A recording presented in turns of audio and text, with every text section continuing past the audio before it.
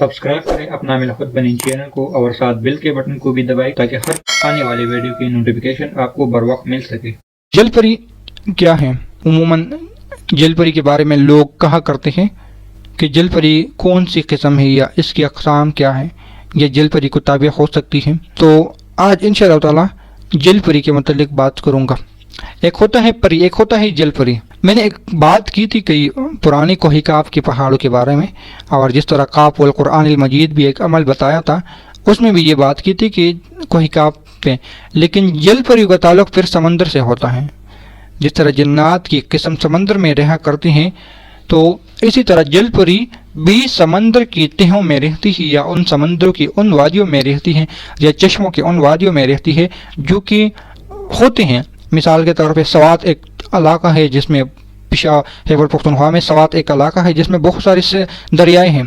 अब बहुत सारे मरी की तो दरियाएँ नहीं है, लेकिन वहाँ पे चश्मे हैं जहाँ पे पानी, और फिर ऐसा पानी जो खुला पानी होगा, चश्मों वाले पानी नहीं।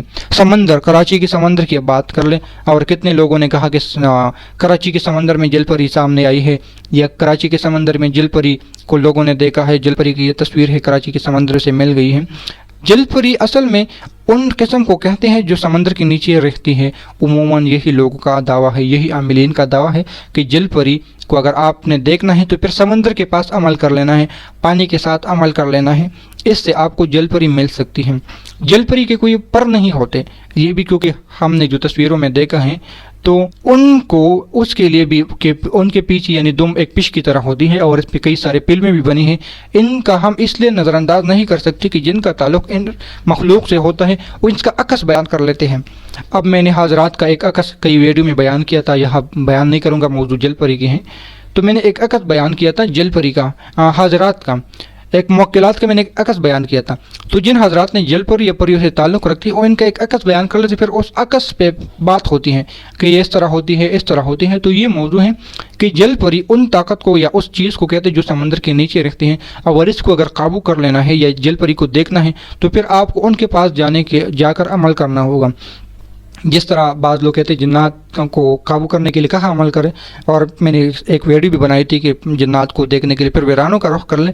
अगर किसी ने जलपरी का अमल कर लेना है या जलपरी को देखना है अपने आंखों से, तब भी आपको तो अमल करना पड़ेगा। कोई भी अमल हो, सूरह मुज़म्मिल हो, सूरह फातिहा हो, सूरह यासीन हो, अमल कोई भी हो जो इन चीज़ों के लिए इस्तेमाल होती हैं। ख़ासकर सूरह मुज़म्मिल 41 मरतबा या 121 मरतबा अगर समंदर के पास पढ़ ले, समंदर के किनारे पढ़े, पानी के पास पढ़े, तो आपको अगर काबू में ना आए तो देख सकोगे। ये बात याद रख लेना। उसमें उमूमन जो नींद का गलबा होता है, तो ख्वाब लोग कहते हैं ख्वाब में, असल में ख्वाब नहीं होता, बल्कि उन चीज़ों को हम एक पहली मरतबा देखते हैं तो ख्वाब ही तस्वर करते हैं, और रियल होता है।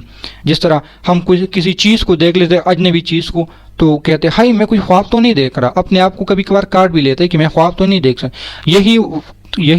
यही बात वह भी होती है कि इंसान कहते मैं सो गया था, असल में वो सो नहीं गया था, बल्कि उस चीज़ की वो राज ऐसी थी कि इंसान मतहोश हो जाता है कि हाई ऐसा भी था। इसलिए जलपरी का अमल, जलपरी को देखने के लिए अगर किसी ने अमल करना हो, जलपरी की तस्वीर रियल देखना हो, या जलपरी से मुलाकात करनी हो, ख्वाब में करनी हो, तब भी रियल में करनी हो, जलपरी को देखना हो, तो समंदर के किनारे आपको अमल करना पड़ेगा, तब आपको जलपरी मिल सकती है।